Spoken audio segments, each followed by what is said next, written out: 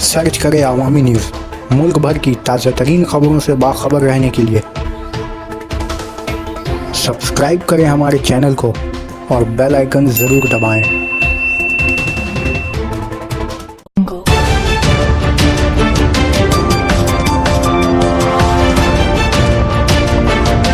P Chidambaram के घर दोबारा सीबीआई की टीम पहुंची।